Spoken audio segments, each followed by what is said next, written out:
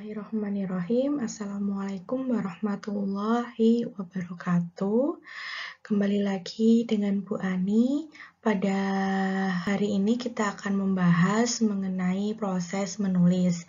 Namun sebelum kita membahas mengenai proses menulis, semoga kalian dalam keadaan sehat walafiat, tetap semangat, kemudian tetap bisa beraktivitas seperti sedia kala.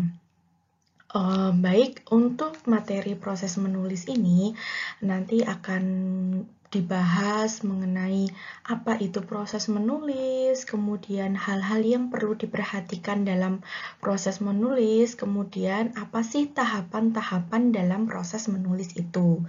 Jadi langsung saja akan Ibu jelaskan mengenai pengertian dari menulis. Nah, menulis merupakan suatu keterampilan berbahasa yang digunakan untuk berkomunikasi secara tidak langsung. Kita garis bawahi dulu secara tidak langsung, tidak bertatap muka dengan orang lain. Menulis merupakan suatu kegiatan produktif dan ekspresif. Kemudian, pada prinsipnya, fungsi utama dari tulisan adalah sebagai alat komunikasi yang tidak langsung. Menulis merupakan hal yang sangat penting bagi pendidikan karena memudahkan para pelajar ataupun para mahasiswa untuk berpikir sehingga dapat menolong kita dalam berpikir secara kritis. Jadi, kita garis bawahi yang kedua adalah menulis merupakan alat komunikasi yang tidak langsung. Jadi tadi garis bawah yang pertama yang kita garis bawahi adalah menulis merupakan media suatu keterampilan berbahasa yang digunakan untuk media berkomunikasi secara tidak langsung. Kemudian fungsi utama dari menulis merupakan alat komunikasi yang tidak langsung. Kemudian pengertian yang ketiga bahwa menulis merupakan salah satu hal yang paling penting.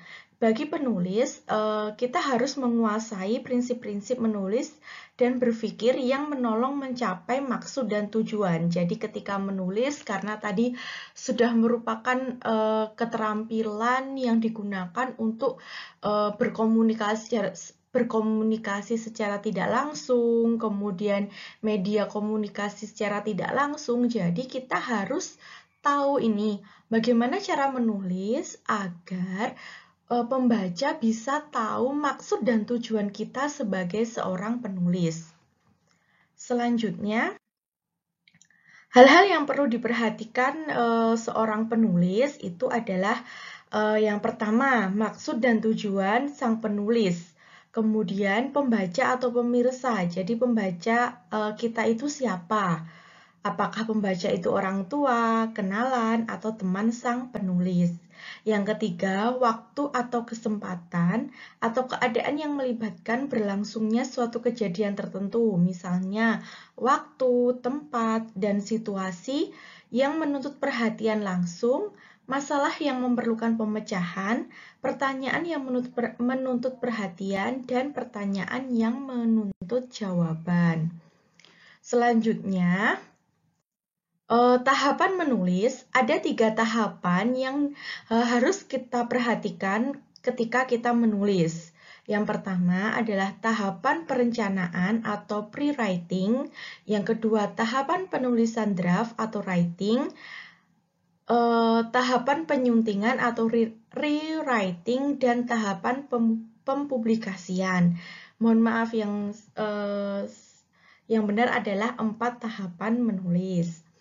Kemudian kita bahas yang pertama mengenai tahapan perencanaan. Nah, pada tahapan perencanaan tulisan yang dilakukan adalah menemukan dan memahami masalah yang akan ditulis, menentukan tujuan penulisan, memahami pembaca yang dituju, dan merencanakan ragam yang akan digunakan. Jadi ketika kita menulis, kita itu harus memahami apa sih tujuan dari tulisan kita. Kemudian kita itu mau menulis apa sih, hal-hal apa yang menarik, hal-hal apa yang penting untuk kita tulis sehingga pembaca itu bisa menyerap manfaat atau menyerap informasi yang kita tulis. Kemudian selanjutnya hal-hal pertama yang perlu dilakukan ketika dalam tahap perencanaan, yang pertama menemukan dan memahami masalah yang akan ditulis. Nah, menemukan dan memahami masalah yang akan ditulis merupakan perihal yang pokok. Untuk itu, ada beberapa cara yang dapat ditempuh untuk menumbuhkan perihal hal pokok. Yang pertama, menggunakan buku kumpulan gagasan. Kedua, menulis bebas, brainstorming, penggunaan pertanyaan jurnalis, pemetaan, membaca untuk menulis, diagram kelompok, penggunaan kubus, dan pemecahan masalah. Jadi kita bisa menggunakan teknik-teknik atau strategi dalam menemukan dan memahami masalah. Misalnya kita menulis gagasan-gagasan, ditulis dalam buku kumpulan gagasan. Kemudian kita menulis bebas dulu, kemudian brainstorming. Jadi kita memikirkan atau memancing otak kita untuk lebih peka lagi dan lain sebagainya. Kemudian tahap perencanaan yang kedua yaitu menentukan tujuan penulisan. Tujuan penulisan adalah perubahan perilaku yang kita inginkan itu terjadi dalam diri pembaca setelah mereka selesai membaca tulisan kita. Jadi tujuan penulisan itu yang seperti sudah Ibu sebutkan tadi, bahwa apa sih informasi yang bisa diserap, kemudian apa hal baik yang bisa diterapkan oleh pembaca setelah membaca tulisan kita. Kemudian secara garis besar dapat diklasifikasikan sebagai berikut. Tujuan dari tulisan kita itu dapat diklasifikasikan. Yang pertama, mengubah keyakinan pembaca setelah membaca tulisan kita.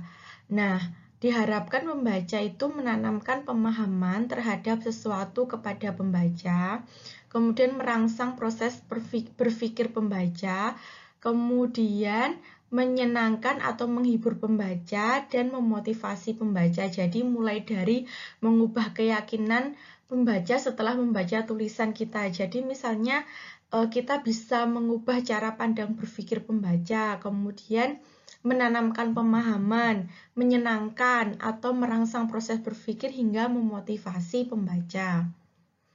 Selanjutnya, kita juga harus menentukan pembaca yang dituju, yang ketiga tadi. Nah, kondisi pembaca yang perlu kita ketahui dan kita perhatikan dalam menulis antara lain berkaitan dengan pengetahuan pembaca terhadap perihal pokok tulisan dan permasalahannya, dan sikap pembaca terhadap perihal pokok tulisan serta permasalahan yang kita tulis. Jadi ketika kita menulis sebuah tulisan, kita juga harus memperhatikan atau menentukan pembaca yang dituju. Misalnya kita cek lagi latar belakang pembaca itu seperti apa, tingkat pendidikan, tingkat ekonomi, latar belakang keluarga. Nah, itu juga perlu kita lihat agar kita tahu atau kita bisa menulis tulisan yang cocok untuk pembaca. Selanjutnya,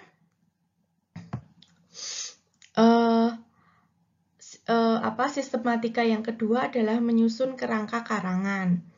Menyusun kerangka tulisan atau kerangka karangan adalah garis besar urutan-urutan hal yang akan kita katakan tentang perihal pokok tulisan.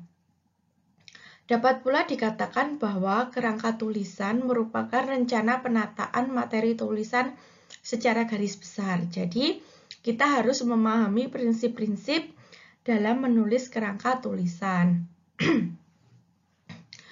Adapun prinsip dalam menulis kerangka tulisan, yang pertama adalah pengembangan. Kemudian ada pengelompokan. Pengembangan itu ada pemikiran lebih lanjut mengenai hal-hal yang akan kita katakan perihal pokok tulisan. Kemudian pengelompokan yaitu pembagian atau division mengenai hal-hal yang akan kita tuliskan tentang perihal pokok tulisan berupa subbab-subbab yang sudah kita susun. Nah, misalnya contoh menulis kerangka tulisan, bisa kalian lihat dan kalian baca topiknya apa, tujuannya apa, kemudian tesisnya berupa apa. Selanjutnya, ada kerangka tulisan. Di sini kita buat kerangka tulisan dulu. Yang pertama, buta huruf di Indonesia, mulai dari pengertian, kemudian penduduknya siapa saja, kondisinya bagaimana, kemudian subbab yang kedua atau bab kedua kita akan membahas mengenai pentingnya membaca menulis sampai dengan pemberantasan buta huruf di Indonesia. Nah, selanjutnya setelah kita menyusun kerangka, kemudian kita menulis draft. Pada tahap penulisan draft kita harus melakukan hal-hal sebagai berikut. Yang pertama, pengumpulan bahan atau pengumpulan kerangka karangan ilmiah yang tersusun dengan baik dan teratur akan membuat kegiatan pengumpulan bahan menjadi terarah, jelas, dan teratur.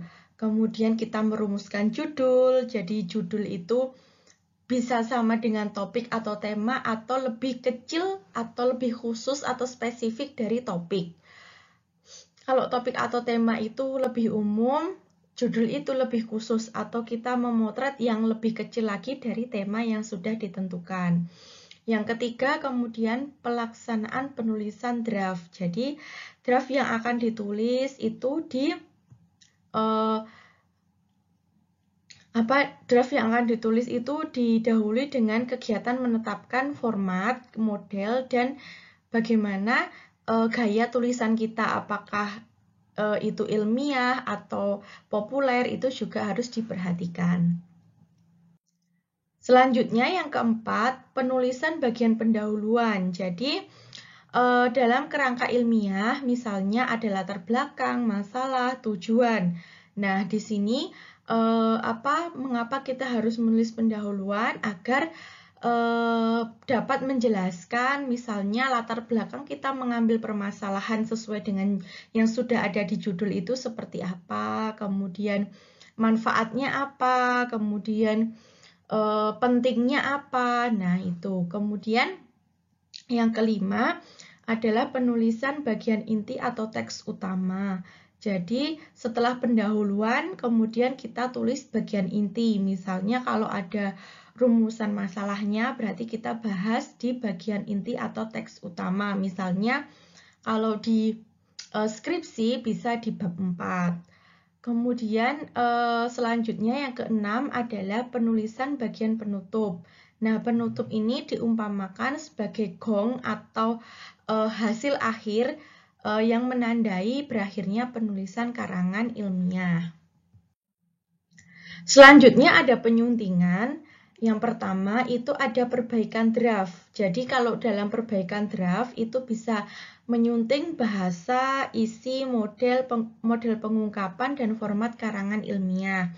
Kemudian ada merombak kalimat-kalimat yang dianggap tidak efektif menjadi kalimat yang efektif. Kemudian memperbaiki kata-kata atau kalimat sehingga menarik.